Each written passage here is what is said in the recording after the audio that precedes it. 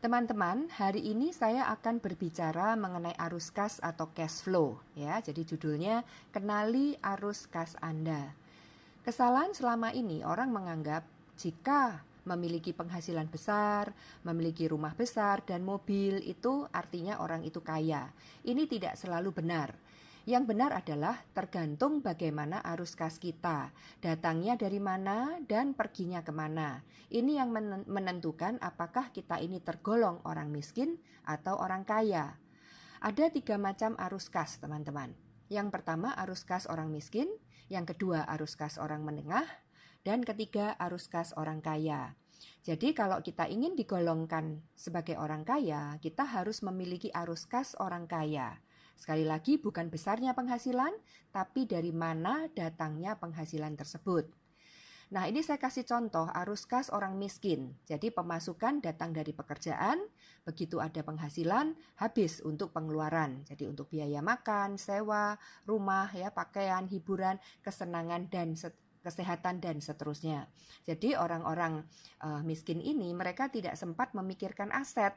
Karena apa? Karena penghasilannya atau pemasukannya pas banget gitu. Kadang-kadang belum akhir bulan sudah habis itu uangnya. Nah, kalau kelas menengah ya arus kasnya seperti ini. Pemasukan datang dari pekerjaan atau dari usaha yang dia kerjakan sendiri, usaha kecil, bisnis kecil.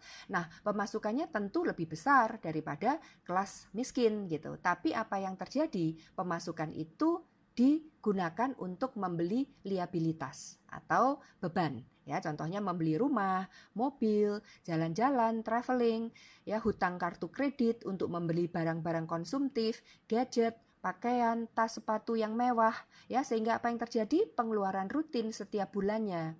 Ya, jadi mengapa kelas menengah itu bergumul terus?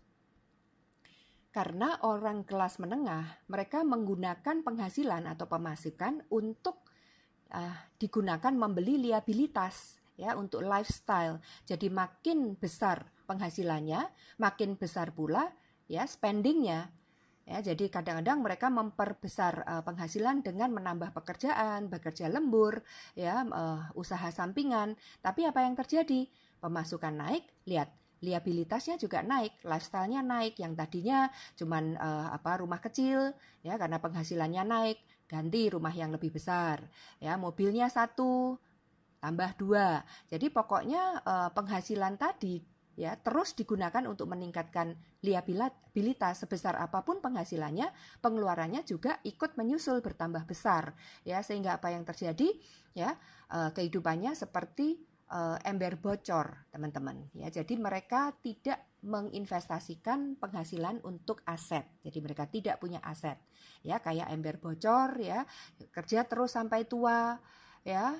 Nah, ini ibarat seperti orang lari di treadmill, jadi menggos-menggos terus, bekerja untuk uang, jadi setelah pensiun masih mencari pekerjaan lagi, ya. Jadi contohnya kalau dulu pensiunan tentara dengan pangkat tinggi, ya akan diminta menjadi eksekutif perusahaan swasta, ya setelah lebih tua lagi kembali ke desa dan menjadi petani, ya pokoknya kerja terus, teman-teman, ya hidupnya terus untuk bekerja dan bekerja. Nah, sekarang bagaimana arus kas orang kaya? Penghasilan orang kaya itu tidak berasal dari pekerjaan, melainkan berasal dari aset. Ya, asetnya bisa berupa saham, ya, yang akhirnya mendapatkan dividen, mendapatkan bunga, ya, properti yang disewakan, ada uang sewa, lalu bisnis yang dikerjakan oleh orang lain. Jadi orang kaya itu banyak memiliki bisnis yang memiliki sistem dan dikerjakan oleh para employee. Jadi walaupun ya orang kaya ini tidak bekerja, tidak ada di dalam perusahaannya, tapi perusahaannya terus dijalankan oleh para profesional dan orang kaya ini mendapatkan keuntungan ya. Begitu juga pemilik bisnis franchise ya, karena bisnis franchise yang sistemnya sudah teruji itu bisa membuka cabang dimanapun juga ya, keuntungannya makin lama makin besar. Begitu juga peternak ya. Mengapa orang kaya tambah kaya? Nah, biasanya teman-teman sebelum orang kaya itu menjadi kaya, dia memiliki pekerjaan. Nah, dari pekerjaan dia mendapatkan penghasilan. Nah, orang kaya ya mengencangkan ikat pinggang, pemasukannya diinvestasikan pada aset. Ya, jadi aset menghasilkan pemasukan, sekarang pemasukannya lebih besar lagi karena dari pekerjaan dan juga dari aset. Nah, pemasukan yang lebih besar diinvestasikan di aset. Aset menghasilkan pemasukan, pemasukan diinvestasikan lagi di aset. Seperti itu berputar, teman-teman. Ya, jadi orang-orang kaya ini pasti melewati fase yang disebut dengan penundaan kenyamanan. Ya, mereka bisa menunda kenyamanan dengan menurunkan ya liabilitas, ya mengecilkan sehingga mengecilkan pengeluaran, ya menaikkan aset sehingga menaikkan pemasukan. Jadi ini yang membuat orang kaya bertambah kaya, teman-teman.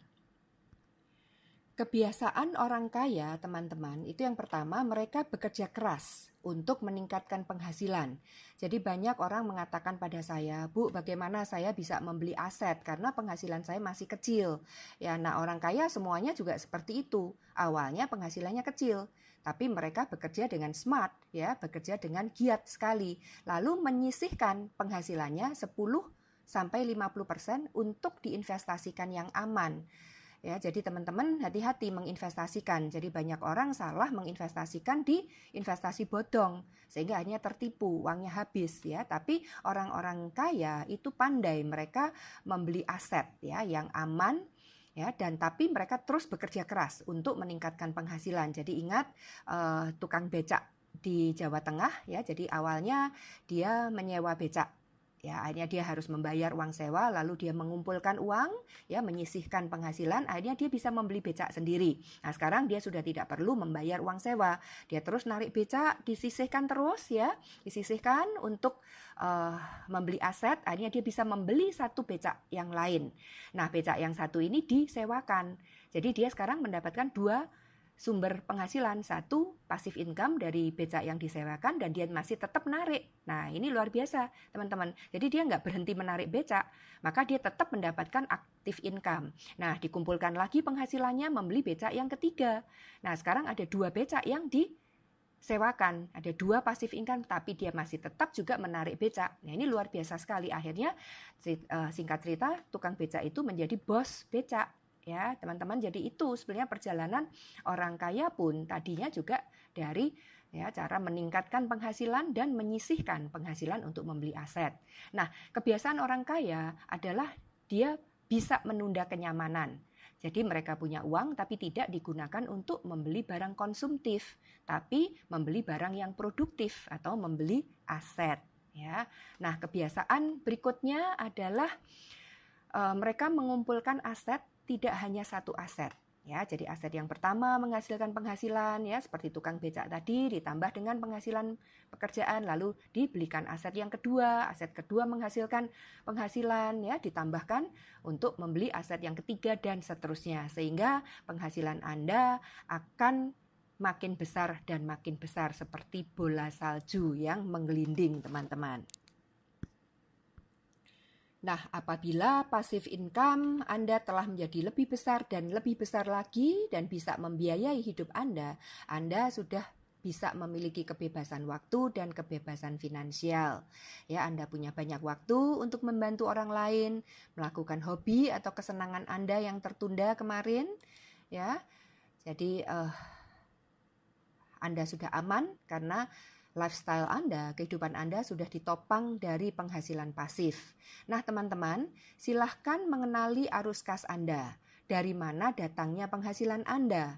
Apakah Anda sudah memiliki aset atau angsa emas? Ya, jadi ambil keputusan untuk terus belajar dan bekerja dengan cerdas. Ya, tingkatkan nilai tambah dan miliki faktor kali.